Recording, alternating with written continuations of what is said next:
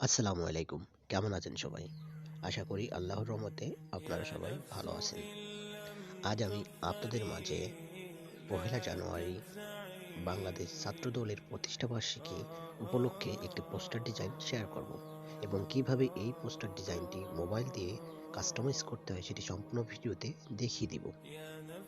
আপনি যদি আমার চ্যানেলের নতুন দর্শক হয়ে থাকেন অবশ্যই চ্যানেলটি সাবস্ক্রাইব করবেন এবং পাশে থাকা বেল বাটনে ক্লিক করে নোটিফিকেশন অন করে দিবেন।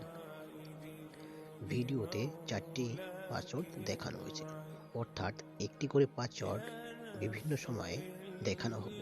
সম্পূর্ণ ভিডিও দেখে পাসওয়ার্ড সংগ্রহ করুন। তো চলুন শুরু করা যাক।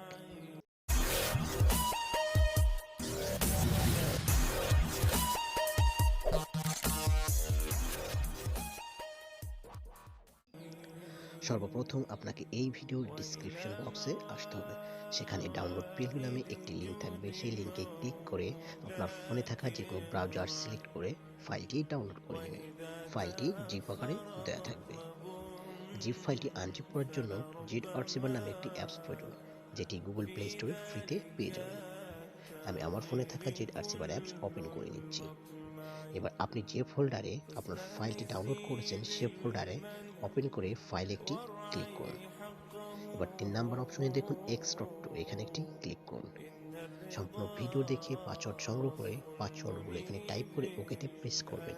তাহলে আপনার ফাইলটি এক্সট্রাক্ট বা আনজিপ হয়ে যাবে। ফাইলটি এক্সট্রাক্ট বা আনজিপ হওয়ার পর ফাইলটি কাস্টমাইজ করতে হবে।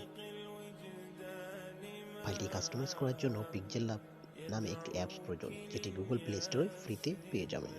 আমি পিক্সেল ল্যাব অ্যাপস ওপেন করে নিচ্ছি।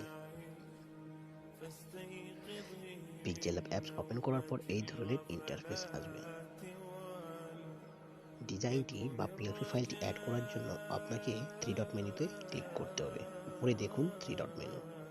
এবার সবার নিচে দেখুন ওপেন ডট পিএলপি ফাইল, এখানে একটি ক্লিক করুন। এবার সবার উপরে দেখুন সাদা আইকনে ডট পিএলপি নামে আইকন, এখানে একটি ক্লিক করুন। এবার আপনি যে ফোল্ডারে ফাইলটি এক্সট্রাক্ট করছেন সেই ফোল্ডারটি ওপেন করে ফাইল একটি ক্লিক করুন। এবার নিচে দেখুন ওপেন অ্যান্ড অ্যাড, এখানে একটি ক্লিক করুন। এবার ব্যাকে আসুন। আপনার ডিজাইনটি সম্পূর্ণভাবে অ্যাপসে শো করবে। আপনি যদি ডিজাইনটি সম্পূর্ণভাবে কাস্টমাইজ করতে চান তাহলে লেয়ার অপশনে ক্লিক করতে হবে। আমি এই ডিজাইন যে লেয়ারগুলো ইউজ করছি, আপনি চাইলে সহজেই যে কোনো লেয়ারের কালার বা টেক্সট ইজিলি পরিবর্তন করতে পারবেন। তো এইখানে এই তিনটা ছবি চেঞ্জ করার জন্য আপনাকে সর্বপ্রথম ছবিটি সিলেক্ট করে মিডিয়া অপশনে আসতে হবে। মিডিয়া অপশনে এসে আপনাকে টেক্সচার অপশনে আসতে হবে। দেন এই ডিলিট অপশনে ক্লিক করুন। এবার এখানে যে কোনো নেটটির ছবি অ্যাড করার জন্য গ্যালারিতে চাপ দিন। গ্যালারিতে চাপ দিলে আপনার ফোনে থাকা গ্যালারি ওপেন হয়ে যাবে। গ্যালারি ওপেন হওয়ার পর আপনি গ্যালারি থেকে যে কোনো নেটটির ছবি ইজিলি দিতে পারবেন।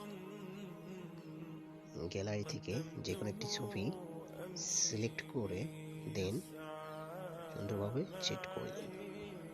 এইভাবে 3টা ছবি কাস্টমাইজ করে নেবেন। এই 3টা ছবি কাস্টমাইজ করার পর আপনার সৌজন্য পিকচারটা খুঁজে বের করুন। এই ছবিটি চেঞ্জ করার জন্য আপনাকে ডিলিট অপশনে ক্লিক করতে হবে। অ্যান্ড এগেইন উপরে দেখুন প্লাস চিহ্ন, এখানে একটি ক্লিক করে ফ্রম গ্যালারিতে ক্লিক করুন। এবার ব্যাকগ্রাউন্ড ইউজ করা যে কোনো একটি ছবি আবার অ্যাড করে নিন। ছবিটি অ্যাড করে সুন্দরভাবে রিসাইজ করে বসিয়ে দিন। এবার আপনার সৌজন্য নামটা চেঞ্জ করার জন্য আপনাকে লেয়ার অপশনে ক্লিক করে নামটা বের করতে হবে এবং এইখানে ফাইলটি সিলেক্ট করে ডাবল ট্যাপ করে কিবোর্ড অপশনে এসে আপনার নামটা সুন্দরভাবে টাইপ করে দিন।